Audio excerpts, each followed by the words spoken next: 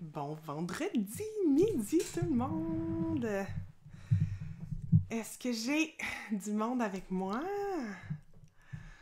Allô, allô? Est-ce que vous m'entendez bien? Donc, vous pouvez me saluer dans les commentaires. J'aimerais beaucoup savoir qui est là ce midi. Donc, écrivez-moi juste un petit coucou. Aujourd'hui, on va parler de backlink, mais en fait, on va, dans un premier temps, parler des liens de manière générale. C'est quoi les liens sur un site web?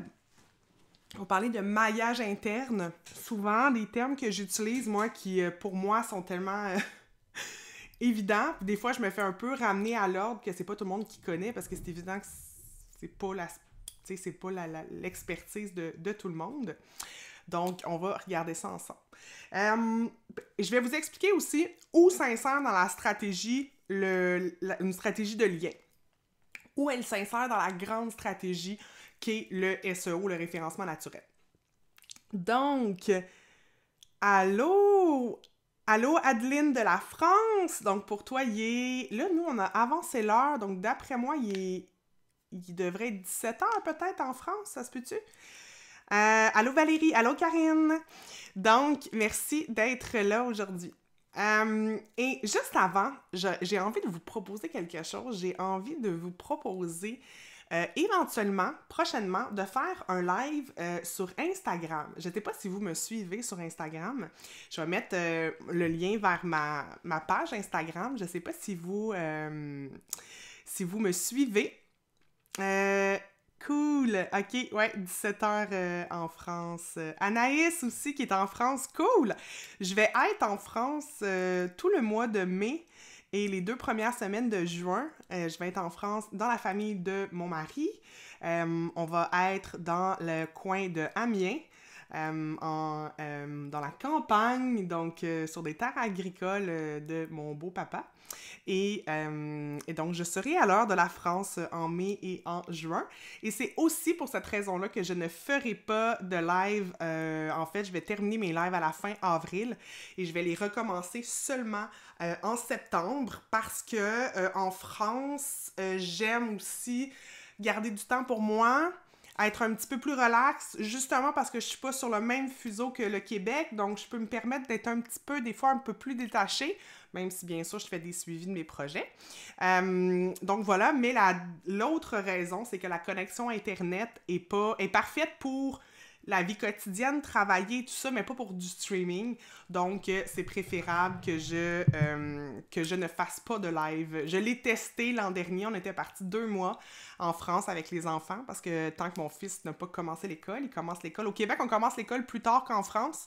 En France, vous commencez vers 3 ans l'école. Nous, c'est 5 ans parce qu'il y a avant la garderie qui est très éducative. Donc, les enfants on peut les amener à l'école un peu plus tard, à 5 ans. Donc, mon fils commence l'école en septembre. Donc, ça va nous permettre de voyager en dehors des vacances scolaires. Fait qu'on en profite.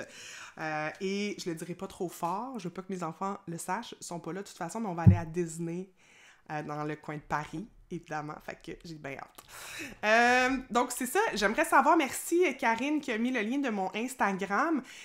Si ça vous intéresse, j'ai envie d'aller explorer un petit peu sur Instagram parce que depuis que j'ai participé au Bundle Catching de Geneviève Gauvin il y a quelques semaines, j'ai eu plus de gens, parce que ça se passe, elle, vraiment, la stratégie de visibilité sur Instagram. Et donc, j'ai eu beaucoup plus d'abonnés dans les dernières semaines. Donc, je veux aller un peu explorer de ce côté-là. Dites-moi si c'est quelque chose qui vous intéresse. Vous pouvez me le dire dans les commentaires. Mais aujourd'hui, on va parler de liens. Dans un premier temps, je veux vous expliquer, je le répète souvent, mais c'est important que je revienne sur cette notion-là. Il y a 3 grands piliers en référencement naturel. OK? Le référencement naturel, qu'est-ce que c'est? En anglais, on appelle ça SEO, donc Search Engine Optimization. Le référencement naturel, c'est les stratégies qu'on fait de manière naturel, et je vais vous expliquer pourquoi c'est pas si naturel que ça, pour que notre site web sorte sur Google. Donc, les réseaux sociaux n'ont pas vraiment d'impact. Quand on fait des liens pour notre site web, pour que ça pointe vers notre site, mais que ces liens-là sont dans les réseaux sociaux, c'est pas considéré comme un backlink, c'est pas considéré comme un impact tellement important en SEO, parce que souvent, c'est nous qui le faisons, alors qu'un backlink, ça doit être fait par les autres. Mais je reviens par rapport à ça un petit peu plus tard. Donc, les 3 grands piliers du référencement naturel, c'est le référencement, en fait, c'est le SEO sémantique. Donc, tout ce qui a attrait au texte de notre site web. Les textes, la richesse des mots-clés, faut faire une recherche, évidemment, des mots-clés, la structure, H1, H2, H3, H4, etc. Bien sûr, tout ce qui est le volet lisibilité. Dans la formation que j'ai bâtie avec Alexandra Martel, la formation Le défi 0 à 1000, c'est un défi formation et on avait un module complet sur la lisibilité. Puis, en passant, si ça vous intéresse, cette formation-là, on fonctionne qu'on ouvre les portes à quelques moments dans l'année, puis on devrait, là, vers le printemps, réouvrir le défi. Et on l'avait fait en décembre dernier, puis ça avait super bien fonctionné. Donc, il y a une liste d'attente sur mon site. Je vais aller vous la chercher. Je vais vous la mettre dans les commentaires. Défi. Donc, on s'était vraiment axé ce défi-là sur la notion de SEO sémantique, donc le premier pilier. Et vous pouvez donc vous mettre sur la liste d'attente pour recevoir l'information en primeur là, quand on va sortir les inscriptions pour le défi 0 à 1000. Donc, le SEO sémantique. Rappelez-vous, là, sémantique, qu'est-ce que ça veut dire? C'est les textes. OK? Si vous avez juste ça en tête, c'est correct, c'est clair. Le deuxième pilier, c'est la technique, donc le SEO technique. Très souvent, on a besoin d'un programmeur, on a besoin d'un dev parce que ça va jouer sur le code. Il y a des choses qu'on peut faire même quand on n'est pas dev, donc améliorer la vitesse de chargement d'un site web, des photos qui sont plus légères. Il y a plusieurs petites choses qu'on peut faire, mais moi, je vous dirais, quand on veut se lancer dans une stratégie de référencement naturel, il ne faut pas penser qu'on va pouvoir tout faire par nous-mêmes. Les textes, oui. Le technique, moins. Le troisième pilier, c'est le netlinking. Okay? Le netlinking, c'est les stratégies de liens. Et il existe 3 types de liens. Donc, il y a 3 piliers dans lesquels l'un des piliers, c'est le netlinking. Et ce netlinking-là se divise également par 3 autres piliers. 3 autres types de liens, pardon. Je ne vais pas vous mélanger. Mais c'est 3 et 3. Donc, il existe 3 types de liens. Il y a les liens internes, donc les liens qu'on fait nous-mêmes sur notre site web pour mener à d'autres pages de notre site web.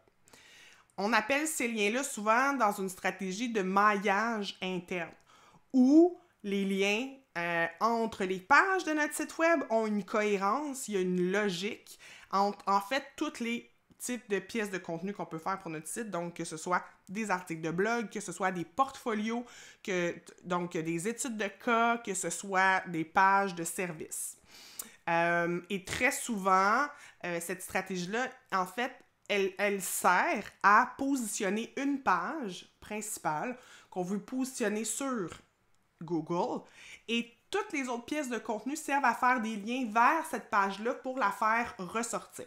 Donc, je vais vous donner un exemple. Si je veux faire ressortir mon service de création de site web, qui est un des services que j'offre chez PF Communication, bien, je peux créer 4 pièces de contenu qui vont faire un lien à l'intérieur du texte, un lien cliquable qui va mener vers cette page de service de création de site web.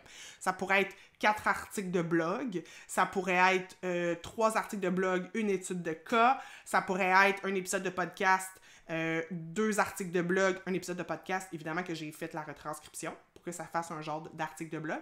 J'en avais parlé il y a quelques semaines dans un autre live. Donc, il y a vraiment moyen de créer des contenus et le but, c'est qu'il fasse un lien qui amène du jus, en fait, qui amène de la force à une page en question.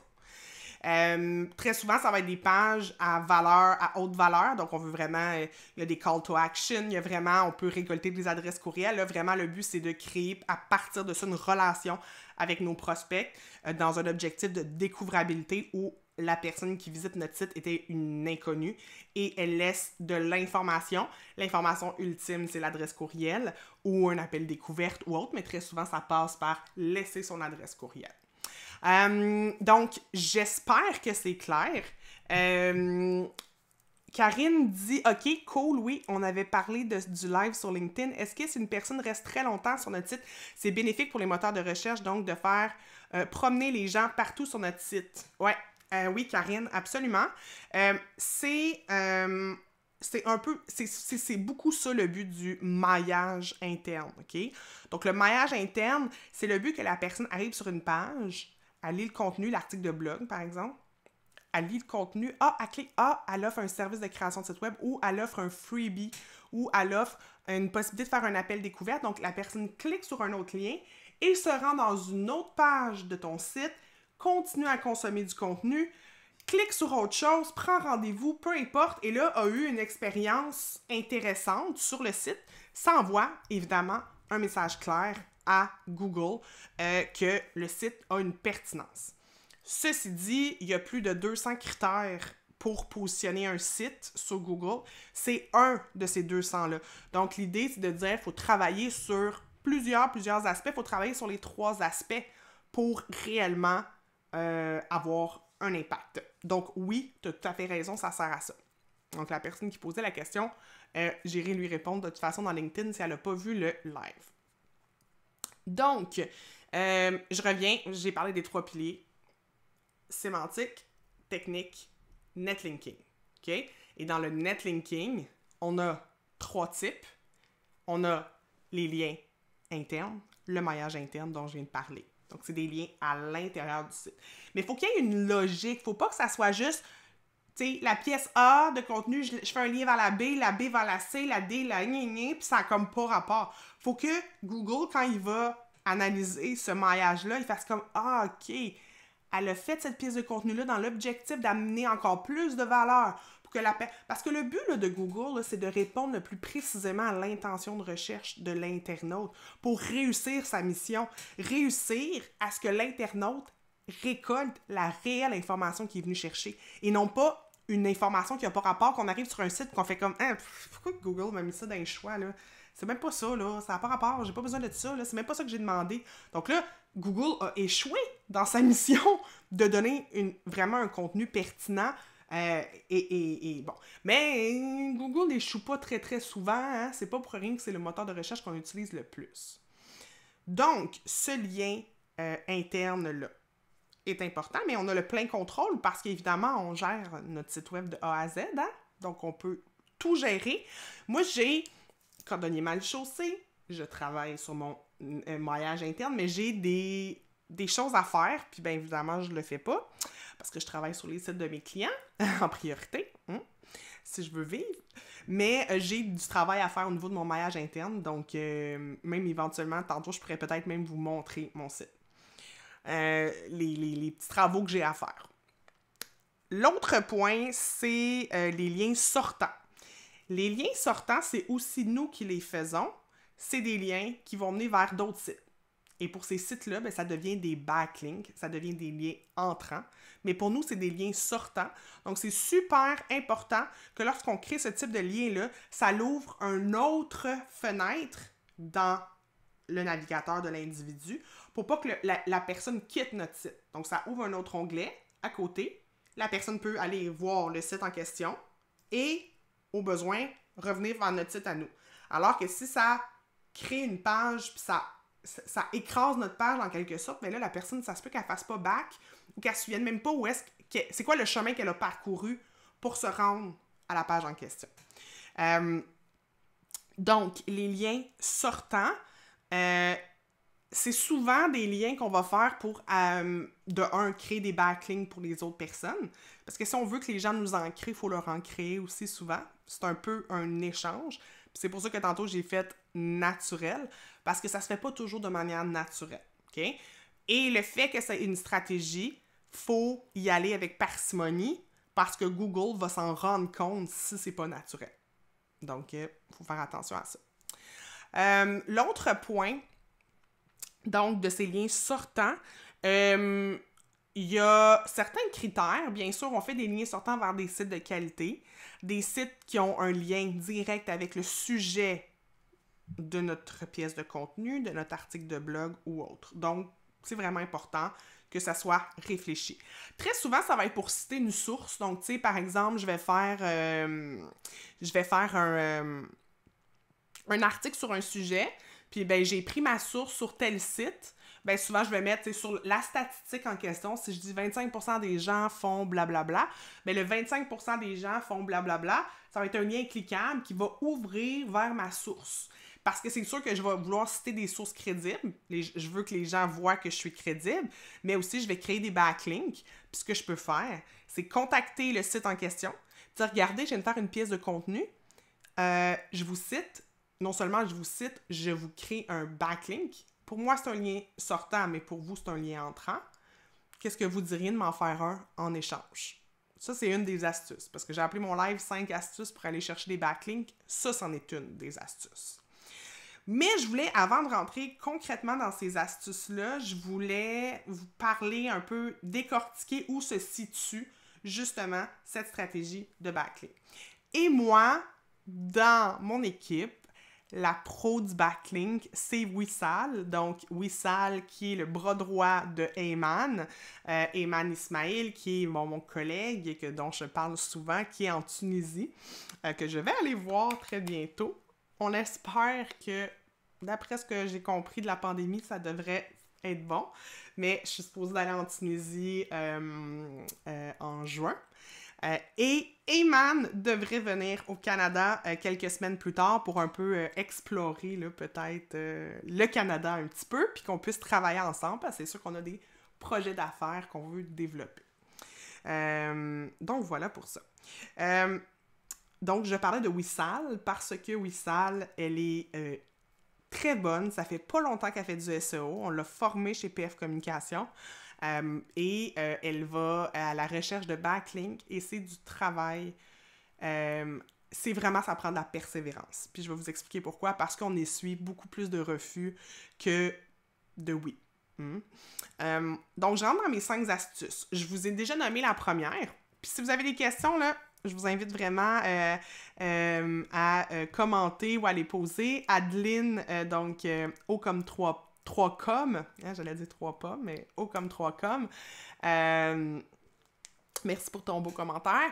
Donc, une des astuces, c'est de faire des backlinks aux autres et de leur dire et de leur proposer un backlink en échange. Donc, de dire, j'ai fait un lien vers vous, que diriez-vous de faire un lien vers moi? Puis même, on peut faciliter la vie encore plus à cette personne-là. Parce que là, il faut trouver l'adresse courriel de la personne. Des fois, on peut lui écrire directement sur les réseaux sociaux. Tu sais, très souvent, la personne va mettre ses réseaux sociaux. Tu sais, comme moi, j'ai mon Facebook, j'ai mon Instagram. Donc, ça m'arrive que les gens me contactent par mes réseaux sociaux pour faire de l'échange de liens comme ça.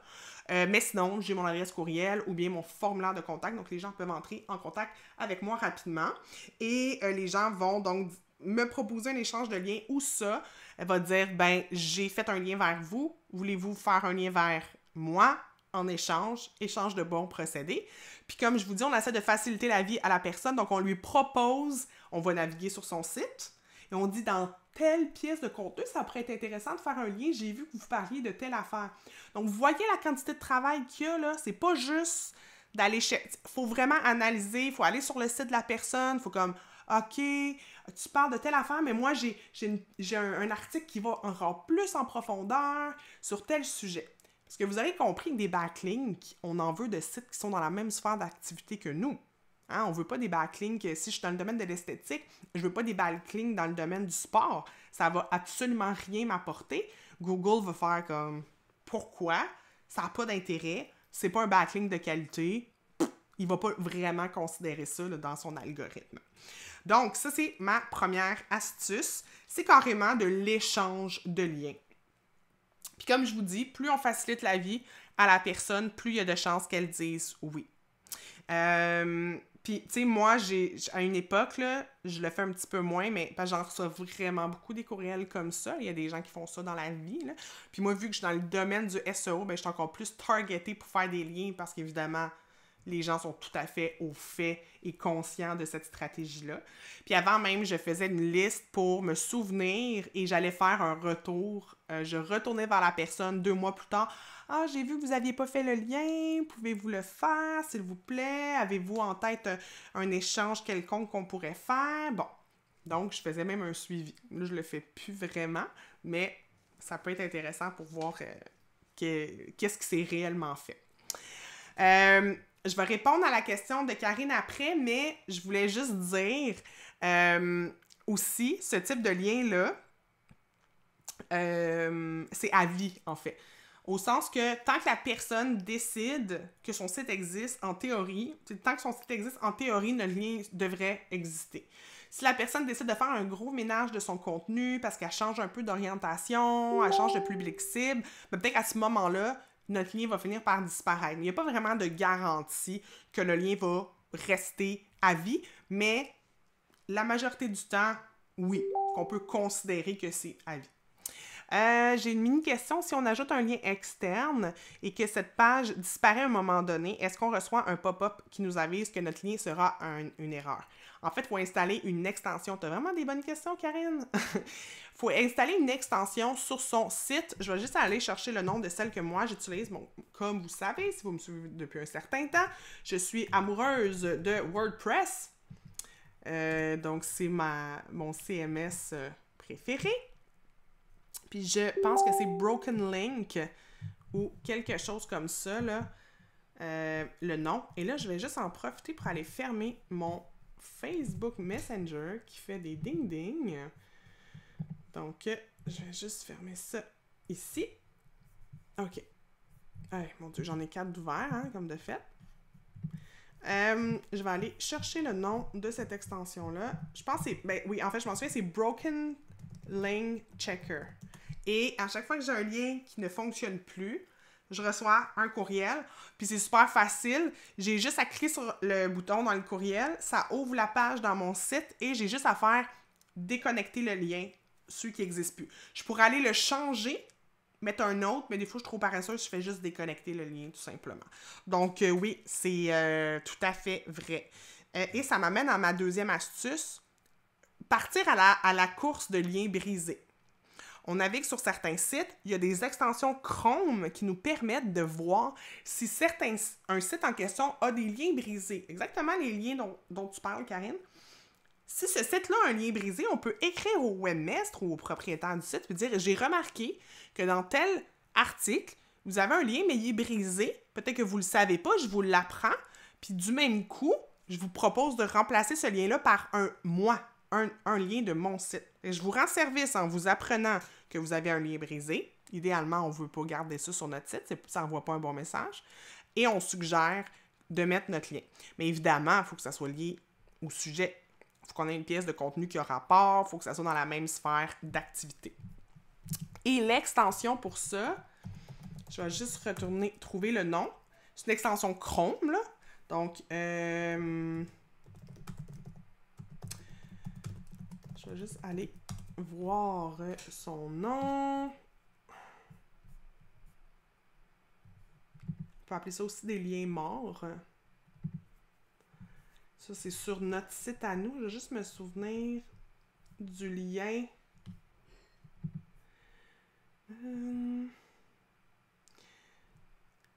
Parce que l'idée, c'est vraiment de vérifier... OK, je vais juste faire un petit test. De vérifier sur d'autres sites, mais on n'a pas accès au WordPress de ces sites-là. Hein? Donc, bien sûr, on n'a pas l'extension WordPress qui nous envoie des alertes. T'sais. C'est des sites d'autres personnes.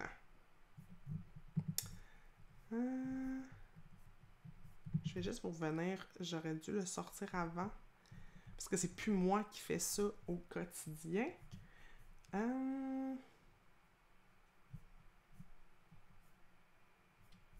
OK, c'est en train de faire le processus. Je vais y revenir tantôt. OK. Il est en train de chercher, puis je vais voir si c'est un site intéressant, je vous le donnerai.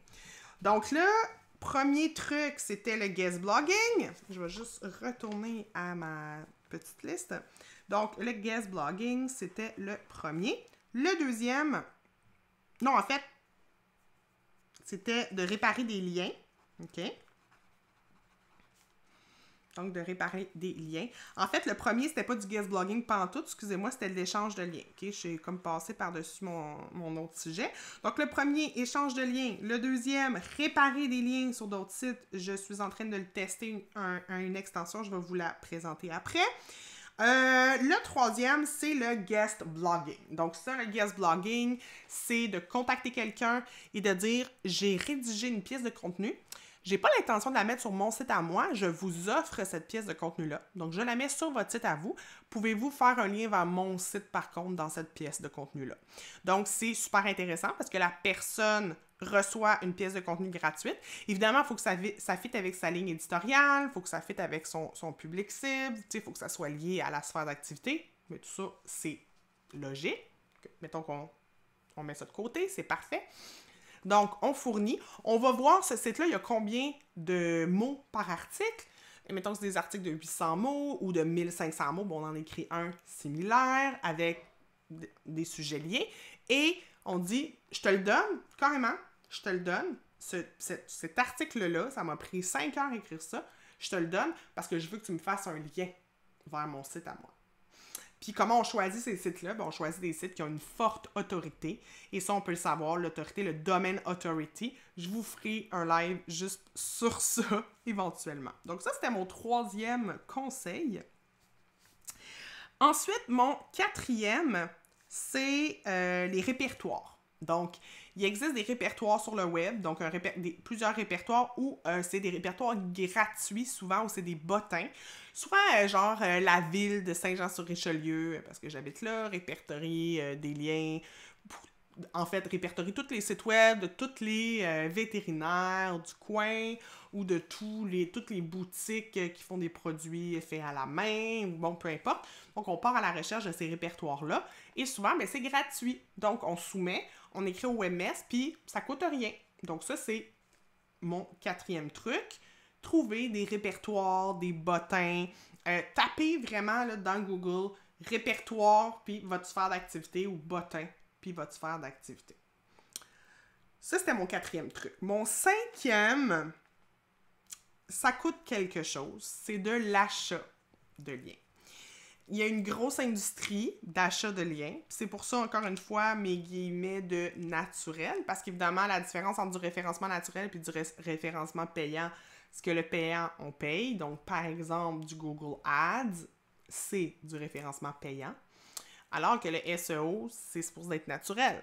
Donc, c'est supposé se faire un bon matin, là, quelqu'un se réveille et puis a tellement envie de faire un lien vers notre site, là, ça le démange. Là, puis dès qu'il ouvre son ordi, vite, il faut que j'aille faire un lien à Patricia. Là, c'est trop bon. Là.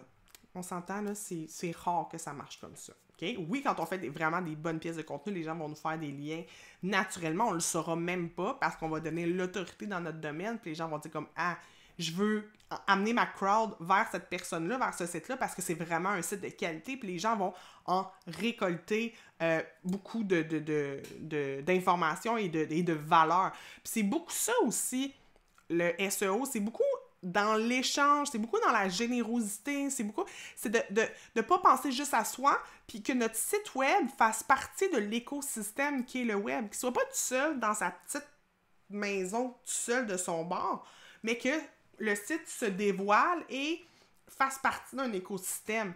Mais pour en faire partie dans la vie, il faut donner. Il ne faut pas juste attendre de recevoir comme dans n'importe quoi. Fait qu'il faut donner aux autres. Il faut faire des liens aux autres. Il faut prendre soin de notre site web pour que notre site soit considéré comme de qualité, que notre site soit bien vu aux yeux de Google. Donc, autrement dit, ait une bonne autorité, un bon domaine authority. Donc, c'est l'achat de liens, à un moment donné, il faut passer par là parce qu'on a tout épuré les premières stratégies que je vous dis, pas épuré, mais utilisé les premières stratégies que je vous ai mentionnées. Puis là, on est comme pogné qu'il faut acheter des liens. C'est comme la dernière chose qui reste, la dernière option. Pour acheter des liens, ça prend des critères. faut connaître les critères parce qu'il ne faut pas payer dans le beurre. Puis quand je vous parlais de Wissal dans mon équipe qui fait ça, elle est vraiment bonne parce qu'elle a vraiment compris à déceler la valeur d'un lien versus un autre pour qu'on conseille aux clients, ben ça vaut la peine de mettre 20, 30, 40 euros, 100 euros sur un lien. Et pourquoi je parle en euros? C'est que c'est une industrie qui est en euros. Donc, pourquoi? Bonne question, mais très souvent, on va tomber sur des sites, probablement qu'il y en a en dollars américains, là, mais c'est beaucoup en euros. Donc, on peut acheter des crédits sur des sites. On le fait pour nos clients. Donc, moi, j'achète beaucoup de crédits sur des sites et je mets à la disposition de mes clients. Donc, je recharge mes clients. Évidemment, je charge les clients pour combien il va avoir coûté le backlink. Donc, on appelle ça un BL, hein, l'acronyme BL. Donc, combien va avoir coûté le BL et le temps que ça prend à mon équipe, ben, je le charge en heures au client. Donc, qu'est-ce que ça a pris?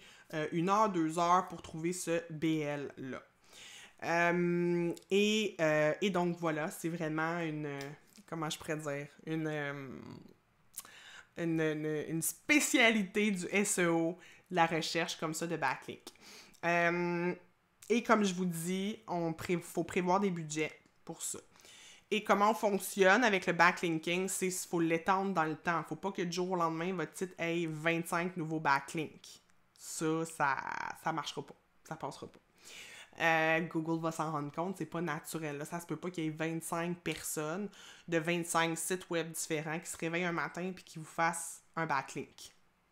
Ça n'existe pas. À moins que vous soyez une grosse entreprise, là, mais PF Communication ou Ocom3Com. Je suis sûre que tu as une super belle entreprise, mais je pense pas que tu es au niveau de Amazon ou Carrefour ou les grosses bannières. On s'entend.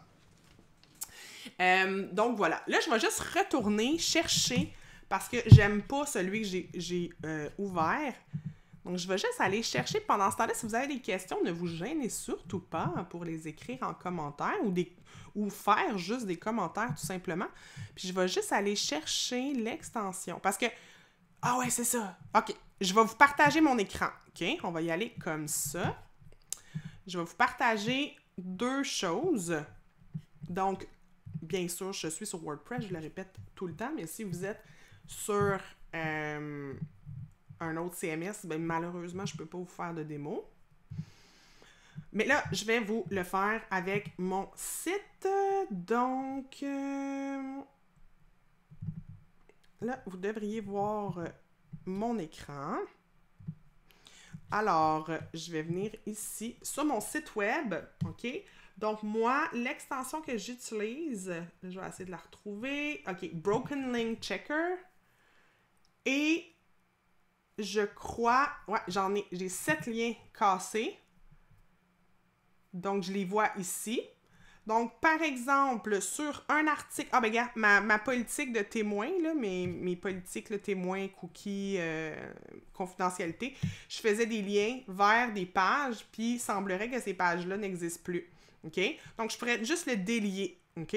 Mais ce que je vais faire, c'est le revérifier. Parce que je trouve ça bizarre. OK, il a l'air à me dire que c'est encore le cas. Je vais juste cliquer dessus. Puis c'est ça que je trouve étrange. Regardez, il fonctionne. Fait que c'est même pas un lien brisé. Donc, on dirait que mon extension... Puis ça, c'est pas la première fois que je vois ça, là. Ah, ben c'est un 403. Attends, on va y aller vers un vrai, là. Revérifier. Je vais juste cliquer dessus. Ça, c'est un de mes propres liens. Ouais, c'est ça. Fait que ça, c'est un vrai 404. Les autres, c'était des 403. Donc, c'est... Puis ça, je vais vous l'expliquer éventuellement, tous les types de liens. Des 404, des 301, 301, blablabla. Là, je rentrerai pas là-dedans aujourd'hui, mais c'est pour ça que ici, c'est pas très grave. Je pourrais juste écrire « ignorer ». Alors que ici, ben, c'est sûr, ça va être préférable. Puis en plus, c'est un de mes propres liens. OK? Donc, c'est même pas un lien d'un site externe. L'autre truc que je voulais vous dire, c'est l'extension ici. Vous voyez l'extension qui s'appelle... pourquoi j'arrive pas à cliquer dessus? Je vais aller sur n'importe quel site. Je vais aller sur le site de, mettons, je pense vraiment, La Mère Poule. Je sais pas pourquoi je pense à ça. Donc, aliments pour bébé. Et là, je suis sur le site. Et là, j'appuie sur l'extension ici, Broken Link. Et là, il va scanner tous les liens de la page. Fait que j'ai pas besoin de les regarder par moi-même. Puis, il va me dire s'il y a des erreurs ou pas. OK? Donc là, il semblerait qu'il n'y a pas d'erreur dans cette page-là. Il n'y a pas de lien brisé. OK? S'il y en avait, je le verrais, je pourrais cliquer, puis je pourrais avoir accès et contacter le webmaster de ce site-là pour lui dire, ben, je pense que tu as des liens brisés. Puis là, vous voyez, tout ce qu'il a mis en vert, parce que si j'enlève il repart, excusez. C'est pas en vert pour vrai, là, dans le site, là, tout ça, là. Ça a été mis en vert, puis ça a mis aussi en vert le bouton, parce que c'est un lien. Donc, il va vérifier ces 51 liens-là. Ça peut paraître beaucoup, mais tu sais, 51 liens dans un site, la page Facebook, c'est un lien, ça, c'est un lien, le bouton, c'est un lien, politique de confidentialité, conditions, blablabla, c'est tous des liens. OK, donc là, il n'y en a pas, mais s'il y en avait un, j'aurais pu. Donc, mettons, je vais juste taper agence de marketing pour aller vers, mettons, un de mes compétiteurs. Ben, pas mes compétiteurs, mais mettons, OK, agence M. OK? Là, je vais sur leur site, ils sont dans la même sphère d'activité que moi. Puis là, je vais venir regarder s'il y a des liens. Et là, ça serait pertinent, c'est vraiment, ils sont dans la même sphère d'activité que moi, donc ça serait pertinent. Il n'y a pas de lien brisé, mais j'aurais pu donc, je pourrais les contacter puis leur dire, ben, s'il y en a, puis ça serait pertinent pour moi parce que c'est vraiment dans la même sphère d'activité que moi. Alors, voilà! Je reviens ici. Excellent. Je vais regarder vos commentaires. Donc, Karine dit, tu commences à triper sur le SEO. Ben, je t'avoue que c'est pas mal mon but de faire triper les gens sur le SEO autant que moi. Puis, tu sais, moi, là, j'étais pas la fille la plus techno au monde non plus. Tu sais, j'ai à un moment donné commencé à créer un site web. Je le dis souvent pour l'entreprise de mon père. Il y a à peu près 8 ans de ça. Et 8-9 ans même. Mais j'étais pas la fille la plus techno. Oui, ça m'intéressait, j'aimais ça, mais j'étais pas non plus, tu sais, tout le temps à l'avant-garde. J'étais pas une early adopter de toutes les gogos technologiques. Mais c'était plus le côté qui m'a intéressée. Puis après, quand j'ai découvert le SEO, c'était plus le côté tellement... comment je pourrais dire? Il y a comme un peu de magie dans le SEO. Pourtant, c'est pas de la magie, c'est beaucoup de travail, mais il y a comme un peu une notion que on met les ingrédients ensemble. Des fois, ça va fonctionner, ça va cartonner. Puis d'autres fois, ça va peut-être pas fonctionner à court terme, ça va être plus long.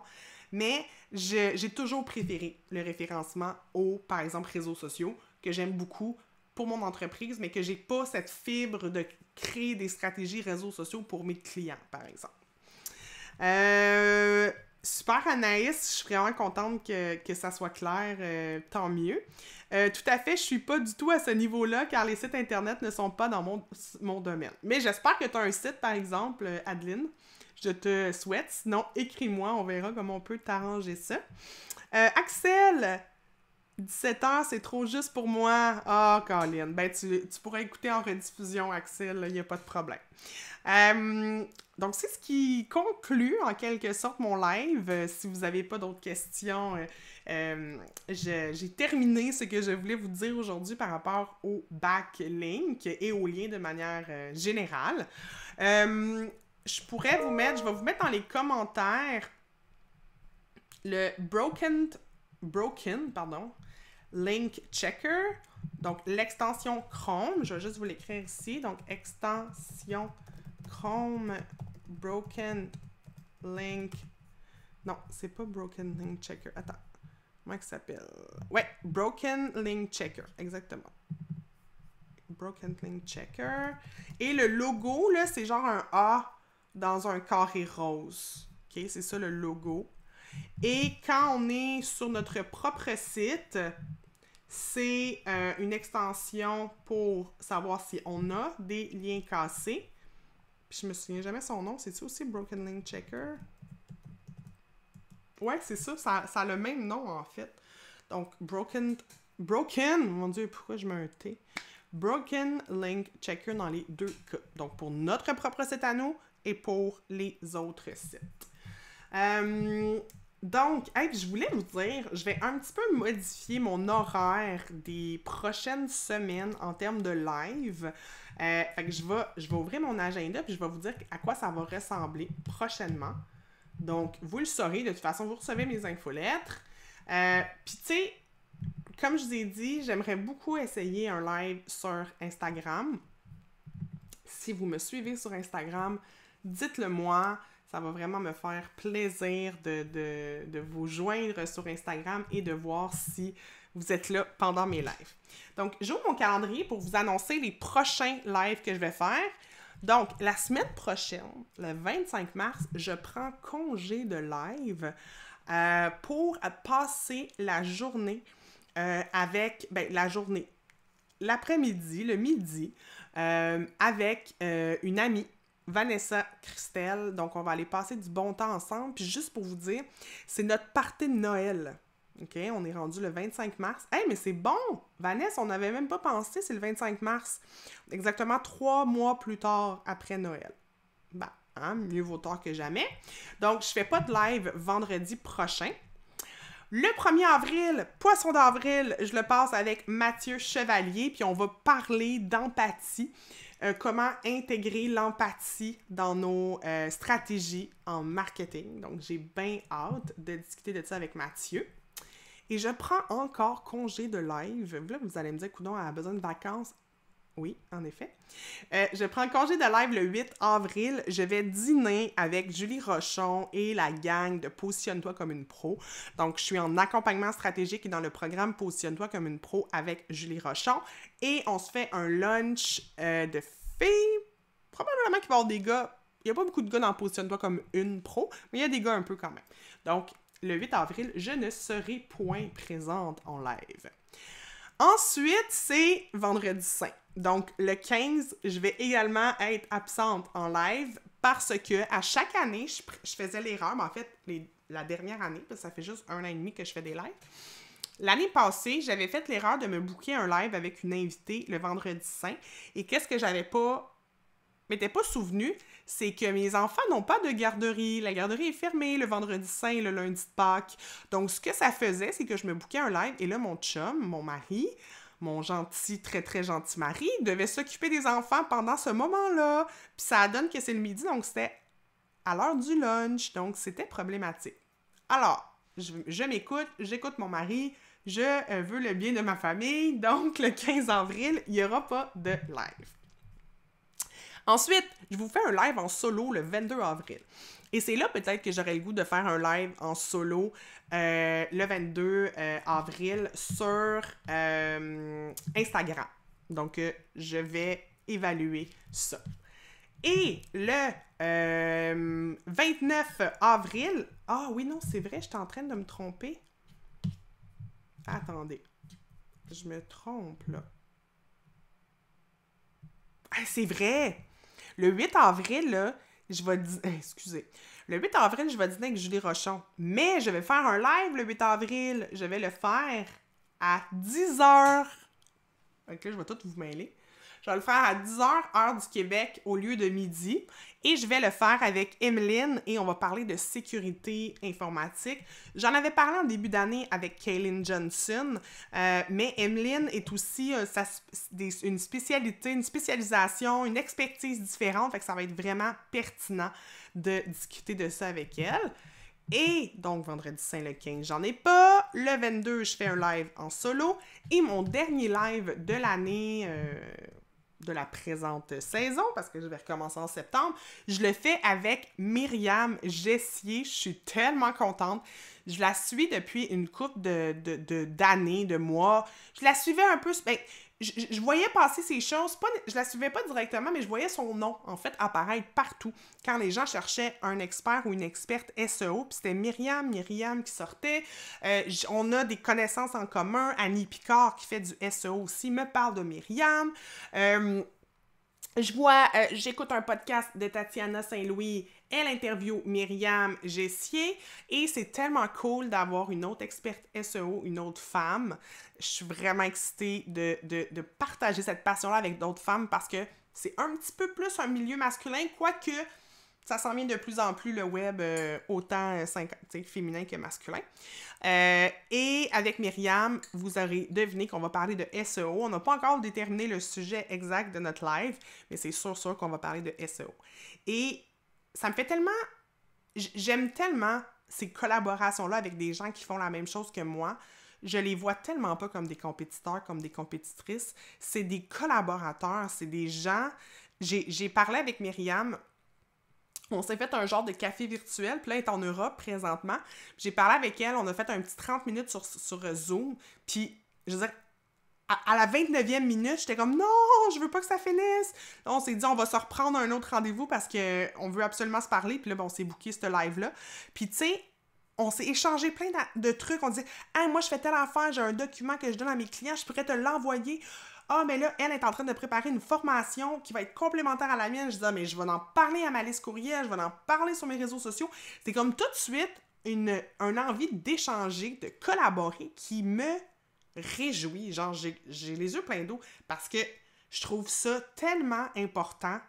Ça rend tellement la vie professionnelle plus douce quand on ne considère pas les autres comme des... Mon Dieu, je suis émue! C'est parce que je suis fatiguée. Quand on ne considère pas les autres comme des compétiteurs, mais qu'on les voit vraiment comme des collaborateurs, des gens qui peuvent nous élever vers le haut, qui peuvent nous apprendre, qui peuvent... Tu sais, Myriam, là, à rock, le SEO, plus que moi, là. Et c'est une fille... Je me sens privilégiée qu'elle m'ait accordé 30 minutes pour discuter avec moi, puis qu'elle accepte de venir sur un live, qu'elle ait envie de collaborer. Elle m'a fait des propositions, elle dit, on pourrait faire ça, on pourrait faire ça. Elle était super enjouée de me parler, j'étais tellement contente de parler. Fait que bref, je vais juste aller voir vos commentaires, j'ai plus les commentaires sous les yeux. Mais ouais, vraiment, je suis très très heureuse. Ok, donc... Qu'est-ce que tu dis? Fais-nous une checklist dans ton infolette. Oui, c'est ça, Axel. Je vais vous sortir... absolument. Je vais vous sortir une checklist de tous ces lives-là qui s'en viennent parce que vu qu'il va y avoir des petites différences, là, vous les aurez. C'est tellement vrai ce que tu dis. Je te trouve bonne de le faire facilement. Ben, j'imagine que tu parles des collaborations, là, Karine.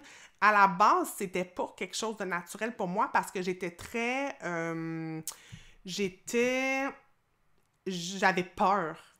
C'était de la peur. C'était de la peur qu'on me juge. C'était de la peur qu'on dise, ben, t'es pas tant experte, tu te proclames experte, puis alors que j'ai même de la misère à m'auto-proclamer experte du SEO ou du web, là. Alors, c'était une peur, mais dès que j'ai commencé, j'en ai une infolette là-dessus. Justement, Karine, on pourrait la prendre pour un de mes posts dans le défi LinkedIn. Je t'envoie des hints. J'ai une infolette où je dis « Ils m'ont dit oui ». Elle s'appelle comme ça, l'infolette. « Ils m'ont dit oui ». Et c'est qu'à chaque fois que j'ai écrit à des gens que je ne connaissais pas, à chaque fois que je leur ai écrit « Hey, t'aurais-tu goût de venir sur un live? T'aurais-tu goût de faire une collaboration? » Ils m'ont tous et toutes dit oui. Et j'étais une pure inconnue, là. Je veux dire, je faisais ce métier-là depuis plusieurs années, là. Mais personne ne savait j'étais qui. J'interagissais même pas dans les groupes Facebook de professionnels. Je regardais, mais de loin. J'osais jamais donner mon opinion. J'avais comme peur que les gens disent « Ben, t'es qui, toi? » Puis, à un moment donné, je me suis dit « Ok, je vais écrire aux gens. » J'ai écrit à une première personne, Olivier Lambert, pour proposer une formation sur la tranchée. J'ai écrit par la suite à des filles comme Geneviève Gauvin, Alex Martel, des gens dans mon industrie que je considère que je considère leur expertise, que j'admire. Et tout le monde m'a dit oui. Tu sais, c'est fou. Les gens, ils ont envie d'aider. Ils voient aussi le potentiel pour eux de s'ouvrir à une autre communauté, même si ma communauté était très, très pas grosse, pour dire presque inexistante au début, ce qui est tout à fait normal quand on commence. Puis, de fil en aiguille. Et ça aussi, c'est une stratégie la collaboration. C'est une stratégie en SEO. Ces gens-là vont faire des liens vers notre site, éventuellement dans une pièce de contenu. Ils vont t'inviter sur un podcast, ils vont faire un article lié au podcast, une retranscription, puis c'est là, tranquillement, pas vite, que des petites collaborations se créent et que ça peut résulter en une stratégie de backlink. Puis là, j'avais dit, il y a 15 minutes que j'avais fini, mais je vais juste vous rajouter un truc. C'est correct de outsourcer le SEO. OK? Je vais pas vous dire non, je fais ça dans la vie. Fait que venez me voir si vous voulez que je fasse du SEO pour vous avec mon équipe. Mais sachez que comme entrepreneur, c'est vous qui pouvez les créer, ces collaborations-là. Vous pouvez pas outsourcer, vous pouvez pas demander à quelqu'un « Peux-tu aller dans des événements corpos? Peux-tu interagir sur des réseaux sociaux, genre répondre à des questions en lien avec la sphère d'activité pour développer des relations, de réelles relations? » Faut que vous le fassiez vous-même en tant qu'entrepreneur. Et par exemple, les événements corpos recommencent là, dans les prochaines semaines. On va en faire un dans Maman d'affaires. J'ai vraiment hâte. Et, je vais rencontrer des nouvelles personnes. Ah, telle fille, je l'aime bien. Ou tel gars, il est cool. Il est dans telle sphère d'activité. Quand je vais y réécrire un courriel, que je vais lui demander un lien, là, je vais dire, hey, on fait un échange de liens, ça serait cool. Il va se souvenir de moi, il va savoir je suis qui, on s'est rencontrés.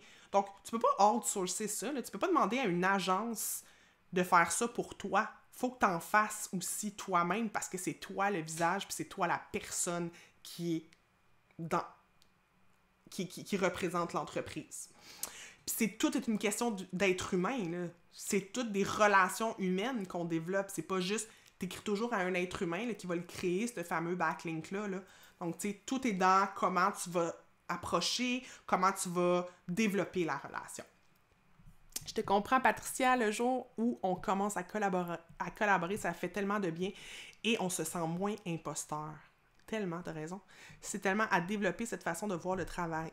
Mais tu sais, c'est ça, au début, j'étais pas comme ça. Hein. Je veux pas vous dire que c'est pas évident. J'étais vraiment pas comme ça. Mais quand j'ai commencé à le faire, j'ai vu tous les bienfaits, puis j'ai vu que c'était tellement plus...